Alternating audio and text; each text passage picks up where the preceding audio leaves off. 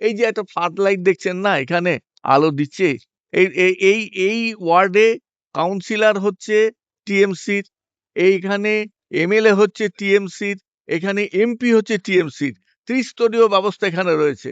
তাহলে এই যে ফ্লাড লাইটটা লাগানো হয়েছে, আপনি জিজ্ঞেস করুন তো, যে কাউন্সিলর সে বলবে এটা আমি লাগিয়েছি, যে এমএলএ সে বলবে এটা আমি লাগিয়েছি, আবার যে এমপি মালা রায় তিনিও বলবেন এটা আমি লাগিয়েছি। তা সবাই একটা কাজে যে টাকাটা প্রত্যেকে সে একটা কাজে তিনজনে ইনভেস্ট করেছে, কাজে কি কাজ হয়েছে? দেবাশিস কুমার আজকে কি কাজ করেছেন গত ইলেকশনে, 24 সালের ইলেকশনে? তার যে যে ওয়ার্ডে তিনি থাকেন, 85 নম্বর ওয়ার্ড, সেই ওয়ার্ডে তিনি ব্যাডলি হেরেছেন। আমাদের আমাদের প্রার্থী সেখানে জয়লাভ করেছেন। আমাদের যিনি এমএলএ এমপি প্রার্থী ছিলেন 24 সালে, তিনি তিনি সেখানে জয়লাভ করেছেন। এই ঘটনাটা সারা কলকাতা শহরে 86টা জায়গা হয়েছে। কাজে দেবাশিস কুমারের কোনো চান্স নেই। আমার ব্যক্তিগতভাবে সে ভদ্রলোকের 3 হাতের মধ্যে কোনোদিন আমি আসিনি। আমি এখানে 90 সাল থেকে এই লেক প্লেসে আমি থাকি, এই 87 ওয়ার্ডে থাকি। তাকে আমি চোখে হয়তো দেখেছি, দেখিনি বলবো না। ২-১ বার রাস্তাঘাটে তিনি যাচ্ছেন, তিনি ইত্যাদি, ইত্যাদি কাজ করছেন। আর আমাদের এই 87 ওয়ার্ডে দুজন কাউন্সিলর আছে। এক একজন হচ্ছে ডি ফ্যাক্টো কাউন্সিলর, একজন ডি জুরে কাউন্সিলর। ডি জুরে কাউন্সিলর মানে যিনি আসল নির্বাচিত হয়েছেন, সেই কাউন্সিলর হচ্ছেন ডি জুরে কাউন্সিলর। আর তার হাজব্যান্ড হচ্ছে ডি ফ্যাক্টো কাউন্সিলর। এদের এদের কথাটা আমি পরে বলবো এই কারণে, এটা হচ্ছে আমাদের বিধানসভার ইলেকশন। এই যে বিধানসভার ইলেকশনের জন্য আমি বিধানসভার কথাই বলি। আমাদের বিজেপির প্রসপেক্ট কত? বিজেপির প্রসপেক্ট আমাদের, যিনি ডক্টর স্বপন দাশগুপ্ত আছেন, এই 87 ওয়ার্ডটা মোটামুটি কেন বলা যায় এটা এলিটিস্ট ওয়ার্ড। এখানে যত শিক্ষিত মানুষরা আছেন এবং একটা হাই রাইজে 10টা 12টা 15টা করে ফ্ল্যাট আছে, অর্থাৎ আমাদের পাড়াটা উপর দিকে ভার্টিক্যাল সাইডে উঠে গেছে। এইসব ফ্ল্যাটে যারা থাকেন তারা একটু শান্তিপ্রিয় মানুষ, তারা ব্রেন স্টর্মিং করেন, তাদের মাসেলের শক্তি কম কিন্তু মাথায় শক্তি বেশি, তাদের বুদ্ধিমত্তা বেশি।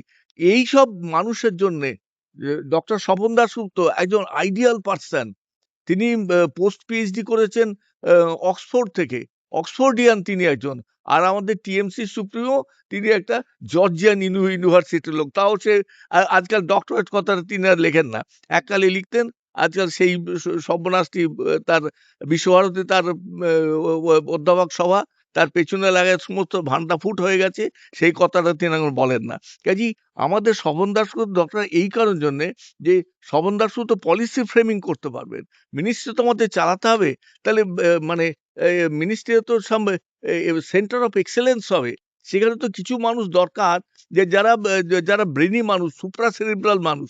তারা আজকে তৃণমূল সুপ্রিমো তিনি বলছেন তিনি নাকি ট্রেডমিল করতে করতে বাজেট তৈরি করে ফেলেন।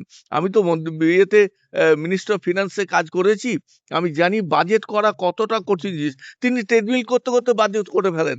অর্থাৎ তিনি বাজেট আর মুদিখানার দোকানের ফর্দ, এই দুটো শব্দের মধ্যে পার্থক্যই বোঝেন না। এই মুদিখানার দোকানের ফর্দটাকে তিনি বাজেট বলেন, বাজেট তা নয়। এই নয় বলে এখানে টাকা পয়সা চুরি এত হচ্ছে। আপনি দেখুন ম্যাচিং গ্র্যান্ট, একটা ম্যাচিং গ্র্যান্ট দিতে পারছে না। আজকে দেখুন উত্তরপ্রদেশে কতগুলো কানপুর টানপুর সব শহরে মেট্রো চালু হয়ে গেল, পশ্চিমবঙ্গে লাগছে না। কেন লাগছে না? এই প্রশ্নটা কোনোদিন আমরা কেউ করেছি? প্রশ্নের উত্তরটা হচ্ছে এইটাই, যে মমতা যখন ছিলেন রেলমন্ত্রী, তিনি মনমোহন সিংয়েরও চাপ দিয়ে এই টোটাল মেট্রোর খরচটাকে 100% কেন্দ্র দেবে এটা করে নিয়েছে। অন্যান্য কোথায় কি আছে? স্টেট দেবে 40%, কেন্দ্র দেবে 60%। এইটা হচ্ছে রেশিও। এখন বোধহয় 50-50 হয়ে গেছে, কিন্তু আগে 60-40 ছিল। তা এখন শুধু পশ্চিমবঙ্গ হচ্ছে সেই স্টেট যেখানে সমস্ত টাকাটা কেন্দ্র দেবে। রাজ্য আমার জমিটা পর্যন্ত কেন্দ্রকে কিনতে হবে। আচ্ছা ভাই, আমরা ভারতীয় জনতা পার্টি, আমরা তো আমরা তো কোনো রামকৃষ্ণ মিশন বা ভারত সেবাশ্রম নই। আমরা তো রাজনৈতিক দল। আজকে তো 23টা স্টেট আমরা চালাচ্ছি, 4টে ইউনিয়ন টেরিটরি আমাদের রয়েছে। তার আমাদের তো সুবিচার তাদের প্রতিও করতে হবে। কাজেই আমরা এখানে যে কাজগুলো রয়েছে, সামান্য একটা 400 মিটার একটা জায়গা, সেই জায়গার জন্য তিনি চলে গেছেন সুপ্রিম কোর্টে।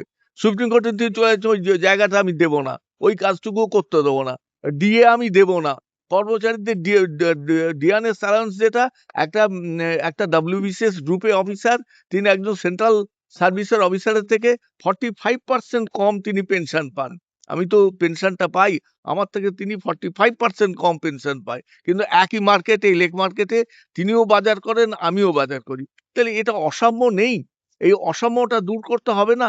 আমরা 45 দিনের মধ্যে আমরা দিয়ে দেবো, 7th পে কমিশন আমরা দিয়ে দেবো, প্রত্যেককে আমরা ওই বেনিফিট গুলো, যে বেনিফিটটা ডিউ, সেই ডিউটা দেবো। আপনি বলেন টাকাটা কোথা থেকে আসবে? আমি তো আগে রেভিনিউর কথাটা বলেছি, টাকাটা কোন সোর্স থেকে আসবে? আমরা কেন্দ্র থেকে টাকা নেবো, এখন দেবো, দিয়ে কেন্দ্রকে শোধ করে দেবো, যেটা উত্তরপ্রদেশ সরকার করছেন। উত্তরপ্রদেশ সরকারও 9 লাখ কোটি টাকা ধার আছে, কিন্তু 31 মার্চের মধ্যে সমস্ত টাকা তারা জমা দিয়ে দিচ্ছেন এবং নিজের লাভটুকু নিজের কাছে তারা তুলে নিচ্ছেন। এইটা হচ্ছে ব্যাপার। আমরাও ঠিক সেই পদ্ধতিটি করব, কিন্তু ম্যাচিং গ্র্যান্ট, পশ্চিমবঙ্গ সরকার ম্যাচিং গ্র্যান্ট দিতে পারে না। বিভিন্ন জায়গায় কেন্দ্র যদি 7 টাকা দেয়, তাহলে পশ্চিমবঙ্গ সরকারকে 1 টাকা দিতে হয়। 1 টাকা দিতে পারে না, দিতে পারার ফলে সে ম্যাচিং গ্র্যান্টটা ফেরত চলে যায়। এই কত বছরে, 14 সাল থেকে আজ পর্যন্ত মোদিজি পশ্চিমবঙ্গ সরকারকে 6 লাখ কোটি টাকা দান করেছে। 6 লাখ কোটি টাকা এক্সচেকারে এসছে, কিন্তু টাকাগুলো মানুষের কাছে যায়নি।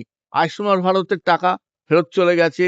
আপনার কিষাণ সম্মান নিধি, সেই টাকাটা, সেটা তো সম্প্রতি দেওয়া হচ্ছে। মমতা বলেছিলেন যে টাকাটা আমার হাতে দিয়ে দিন, আমি ওদের ডিস্ট্রিবিউট করে দেবো। থোড়ি সেই কাজটা আমরা করব? সমস্ত স্টেটে যা করা হয় সেই কাজটা করা হবে।